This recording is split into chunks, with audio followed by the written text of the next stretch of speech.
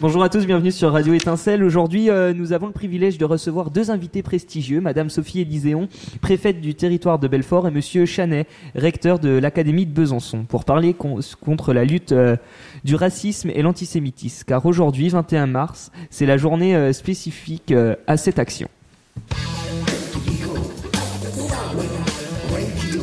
Et j'ai avec moi Léo en co-animateur pour nous parler du sommaire. Eh bien merci Maxence. Donc au cours de cette émission, nous présenterons nos invités, nous donnerons une définition du racisme et de l'antisémitisme, nous parlerons d'un cas de racisme vu dans l'actualité récemment, et enfin, nous essaierons de voir ce qu'il est possible de faire pour lutter contre le racisme et l'antisémitisme. Donc bonjour Monsieur Chanet. En quoi consiste le métier de recteur ? Bonjour Maxence.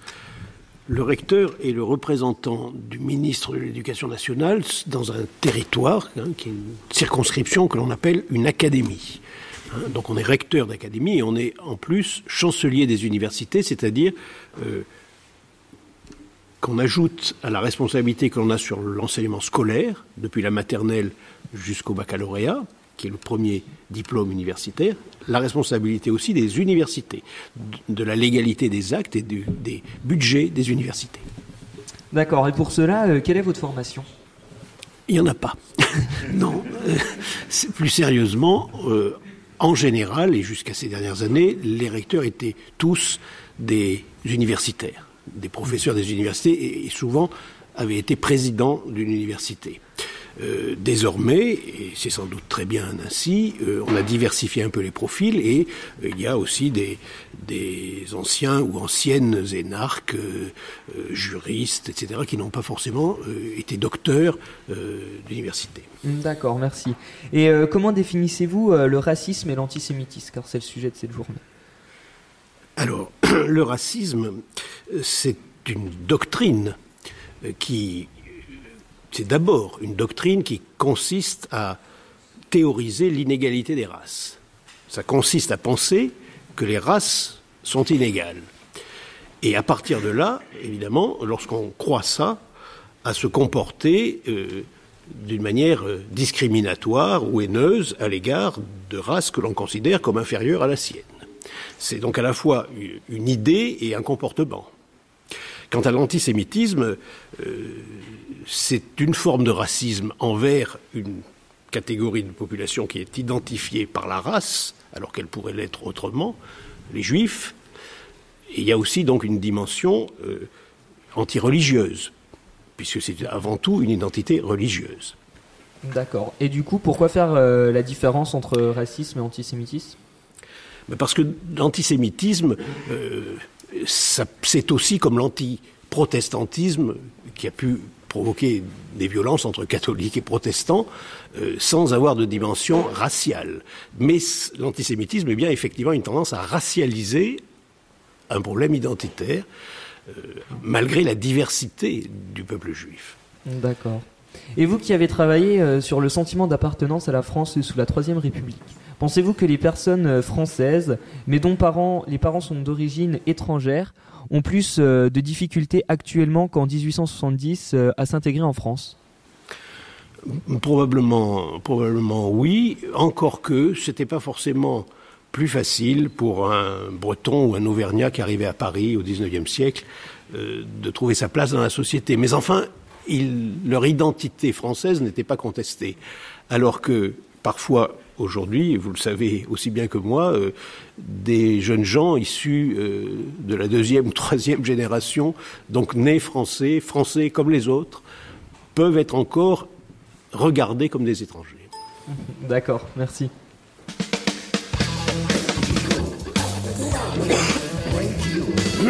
Et cette semaine, également la semaine de la presse, nous avons donc voulu lier cette thématique à l'actualité.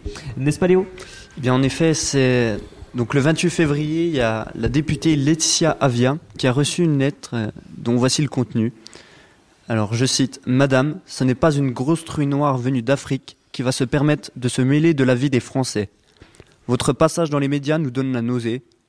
Vous feriez mieux de vous mettre au travail chez le peuple retardé d'Afrique qui ne pense qu'à soutirer de l'argent à la France. L'Afrique avait des atouts mis en valeur par les colons que l'on a chassés pour retourner dans leur néant de leur fantaisie, de leur fainéantise, pardon. L'Africain est à mi-chemin entre le singe et l'homme. Compte tes jours, on va s'occuper de toi.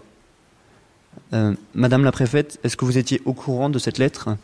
Oui, j'étais parfaitement au courant de ce courrier parce que d'abord, d'une part, il a défrayé la chronique et ensuite, évidemment, je suis particulièrement sensible à cette thématique. J'étais au courant de cette lettre, comme j'avais été au courant en son temps des insultes adressées à Christiane Taubira alors qu'elle était ministre de la Justice et garde des Sceaux, par exemple. Qu'est-ce que vous pensez de cet acte ? Alors, je pense que c'est un acte évidemment scandaleux, inhumain, condamnable et j'espère répréhensible. La difficulté évidemment est de trouver l'auteur de l'acte. Là en l'occurrence la lettre étant anonyme, le cheminement risque d'être compliqué. Oui, parce que je le rappelle, vous êtes originaire de la Réunion, département et région d'outre-mer, où la population est multiethnique et où le racisme est du coup très peu présent. Quelle expérience on peut en retirer pour combattre le racisme en métropole ? Je crois que ce qui fait la particularité de la Réunion parmi tous les outre-mer français, c'est qu'effectivement, c'est un département et une région qui a été construit sur du mélange. C'est-à-dire qu'il n'y a pas un Réunionnais qui peut se dire je n'ai que du sang blanc ou que du sang chinois ou que sais-je encore. Nous sommes tous, pour les personnes qui sont issues de la Réunion, tous et toutes des personnes issues de mélange.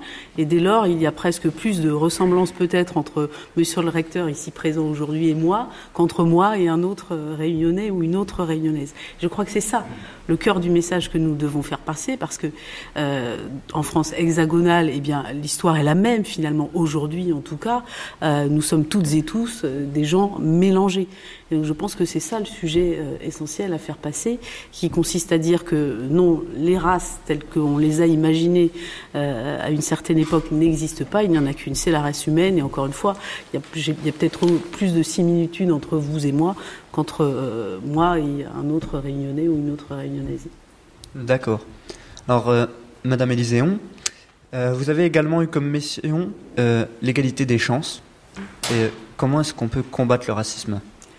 Alors à partir de cette thématique d'égalité des chances qui consiste effectivement à rétablir des conditions pour des personnes qui seraient défavorisées pour qu'elles puissent exercer leurs droits de citoyennes et de citoyens au même titre que d'autres qui ne seraient pas défavorisés, je pense que travailler l'égalité des chances pour lutter contre le racisme consiste à démontrer aux jeunes et aux moins jeunes d'ailleurs, qui sont victimes de racisme, qui sont victimes de discrimination, qui sont victimes de xénophobie, qu'il y a aussi des éléments positifs sur lesquels elles et ils peuvent construire leur avenir. Et il y a des Christiane Taubira qui deviennent ministres de la Justice, il y a des Christine Kelly qui deviennent membres du CSA, il y a des Jamel Debbouze, enfin voilà. Je pense que c'est ça qu'il faut pouvoir dire, c'est que bien qu'on soit victime de nombreuses injustices ou d'actes répréhensibles, on peut toujours se construire positivement parce que chacune et chacun d'entre nous, nous avons des compétences et des aptitudes. D'accord. Merci Déo, merci Madame Élyséon. Monsieur Chanet, en tant que recteur, comment pouvez-vous lutter contre le racisme et l'antisémitisme ? Eh bien, en encourageant les professeurs, comme ceux que vous avez ici, et qui viennent de nous montrer le travail qu'ils font avec leurs élèves, à les élever dans la raison, l'apprentissage de l'exercice de l'esprit critique et de la conscience de l'égalité des hommes et des femmes. Il faut, je crois, faire apparaître le racisme pour ce qu'il est, c'est-à-dire un problème de celui qui pose la question plutôt que de celui à qui il en veut. C'est l'écrivain américain James Baldwin qui disait « il n'y a pas de problème noir, il y a un problème américain ». Et effectivement, il appartenait à la communauté noire et il était particulièrement bien placé pour sentir, dans les années 60, au moment du combat pour les droits civiques, que c'était un problème de la société américaine, en fait. D'accord. Et est-ce que le fait d'avoir une culture commune permet de combattre le racisme ? Oui, sans doute, à condition que cette culture soit universelle, universaliste, qu'elle ne soit pas une culture communautariste, dans laquelle on s'enferme et à partir de laquelle on rejette ceux qui devraient avoir une culture commune plus vaste, plus globale. D'accord, du coup, est-ce que la culture est un moyen de combattre le racisme ? Là encore, oui, mais elle peut aussi être un moyen d'outiller le racisme. Parce que si on reprend le courrier anonyme que vous avez cité tout à l'heure, il fait penser à des attaques comme des gens très cultivés et très intelligents en ont publiquement et sous leur nom assumé la responsabilité. Par exemple, quand Charles Maurras, en 1935, dit de Léon Blum, qui est juif, que c'est un homme à abattre, mais dans le dos, il le publie dans son journal, l'Action française. Or, c'est un homme très cultivé. Donc, vous voyez, la culture, en tant que telle, n'est pas une garantie suffisante. D'accord. Merci.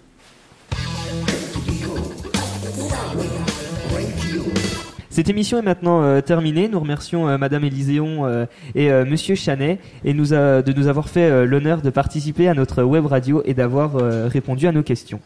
Eh bien, merci aussi à la technique, merci à Benoît, merci donc à vous, merci à tous ceux qui étaient là parce qu'on a un public, merci. Donc c'était super sympa en tout cas d'être venu. Merci à Thomas aussi qui nous a fait les petits visuels derrière la télé, qui fête son anniversaire aujourd'hui. Voilà. Bon anniversaire Thomas. Bon anniversaire.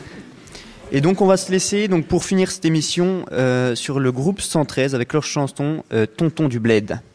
Avec 2-3 blédards, on tape la discussion. Mahmoud peut pas s'empêcher de dire que je suis dans la chanson. L'un d'eux me dit, moi je t'ai pas vu fait télévision. Et l'autre me demande, ça a Michael Jackson. Il parle trop vite et en argot de blédard. Je sais ce qu'il ferait pour une poignée de dinars, connard. Le soleil se couche et tout le monde rentre chez soi. C'est l'heure du repas et Dieu la taille. Pour d'autres, la chicha. J'ai passé un bon mois dans ce qu'on appelle le tiers-monde. Et si j'avais assez d'oseille, je ramènerais tout le monde. Mais je peux pas fermer les yeux sur ce qui se passe vraiment. Je te dis ce morceau disparu aux enfants et aux mamans. Et je suis rentré à la cité, content de revoir mes potos et ma chebba. Pendant 2 semaines j'ai mangé que de la charba. J'irai finir mes jours là-bas, Inch'Allah. Je vais rester à la cité, mon père m'a dit.